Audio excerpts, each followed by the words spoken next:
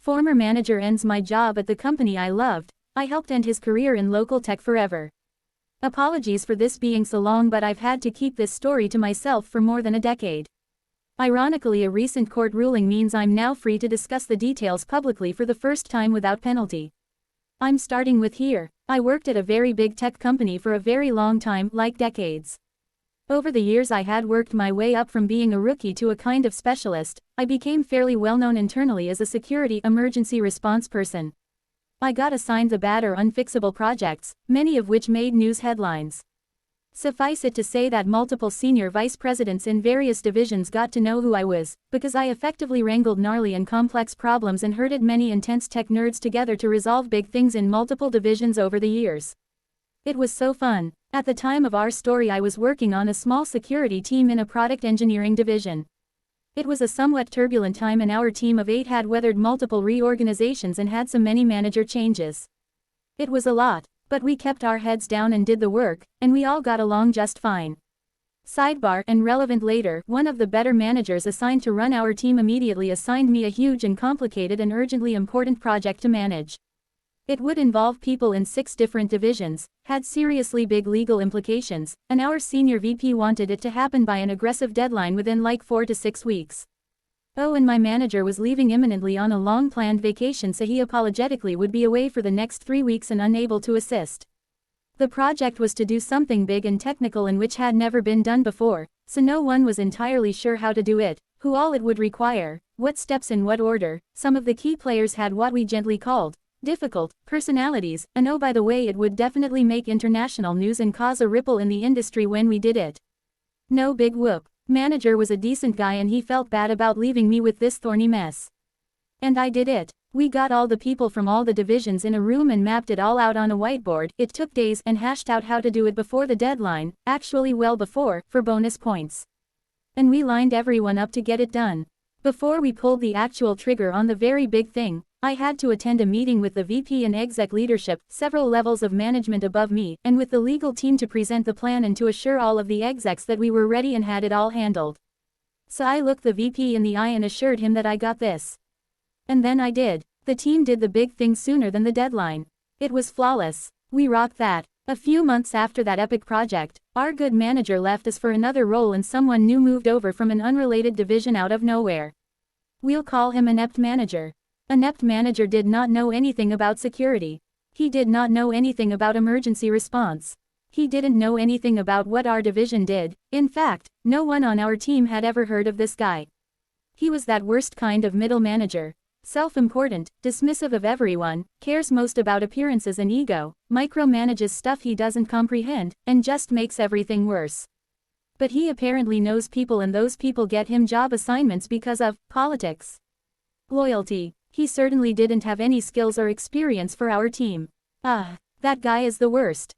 One of inept manager's many weird quirks was that he didn't think it was appropriate for our team to disagree with or correct each other in front of other people. Things in tech, specifically product development, move pretty quickly, and things change all the time. So if some of our team was meeting with someone from another team, and someone something like, so we decided to make the sky green, and we're on schedule, and someone else on our team chimed in to say, actually that's changed, we decided that the sky is now going to be blue and we pushed the deadline back 2 weeks, that just happened in an earlier meeting. Oh, okay cool. Inept manager would interrupt and say, we clearly need to get on the same page, let's end this meeting right now and reschedule when my team has all the facts straight. What? That's insane. We'd literally never have any meetings if we waited until everyone knew all of the same information all the time. Other teams would routinely leave meetings with us with inaccurate info which affected release schedules, resources. It was just a mess. Shortly after inept manager became our manager, he started being really hostile to me. Not to everyone on the team, just me. As far as I knew, I hadn't done or said anything to earn his hostility. Suddenly, after 20+ years at this company, I could do nothing right. While this jerk didn't actually understand most of what my job was, he was sure I wasn't doing it right. And he was quick to tell me so, and often in front of others. To the point that my coworkers would take me aside to ask WTF was going on. I didn't know either. The thing is, I was the only woman on the team. And I have a disability. Now I've been through some things working in high tech over those decades, It was very much an old boys club back then. And, meh, I was fine. I'm not one to claim discrimination at the drop of a hat or for no reason. However, when I was trying to piece together the cause of this dude's hostility, some of his comments were sexist and not at all subtle. He also didn't like that due to my disability and frankly, my seniority. I was given one of the few offices with a door on it in our new building. The rest of our team was in open floor plan cubicles which everyone hated. He was incensed that I, a lowly direct report and woman, got an office and he didn't. I had more seniority than just about anyone, so even without my disability I'd have scored the office ahead of him. Note that other men in our division got offices too, because again, seniority, and that bothered him less. But I was the only woman on our floor with a door, and I was his subordinate. His ego did not like it, not one bit. He threw a fit about it. Repeatedly. There were lots of other things he said. My favorite among them towards the end was him reprimanding me for my bad attitude in a meeting we'd just had. An inept manager had told me beforehand not to say anything during that meeting because he was insisting on sharing incorrect information again and he knew I'd want to correct it, so I sat quietly and kept my eyes on the PowerPoint presentation or the floor nearly the whole time. When I asked him how I'd had a bad attitude when I hadn't said anything, as he'd requested. I didn't like the look on your face. Okay dude. After realizing there was nothing I could do to make this guy happy with my work and to lose his hostility, I finally went to HR to go on the record.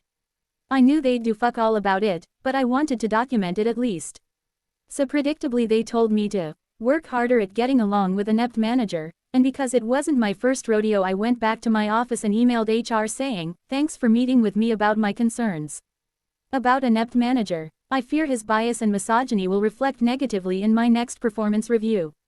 HR should be aware that there is a real problem here and I hope you'll take steps. Etc. Which, of course they didn't. But now it was on the record. And then a few months later he gave me a terrible performance review, as expected. Long story already long. He was trying to fire me for underperformance. Unfortunately for me, the company had started rounds of layoffs all over and it was the worst possible time to be looking for another job internally. And now I had a bad performance review on my record, too. I went back to HR and said, that thing I said I was worried would happen when we met 6 months ago. That happened, exactly as I said. Now what? HR, once again, was no help. Also they'd done literally nothing. But hey, it was on the record, again. Helpful for the attorney later. Blah blah blah. When I realized I couldn't find a new gig at my company because of all of the layoffs, I scored a new job for much more money at a different local tech company, and pretty quickly. I live in a tech-heavy area. There was lots of shuffling between 3 to 4 big companies during this time period, and we'd often bump into other company veterans at these other companies. It was a small world. With my track record and references it was super easy.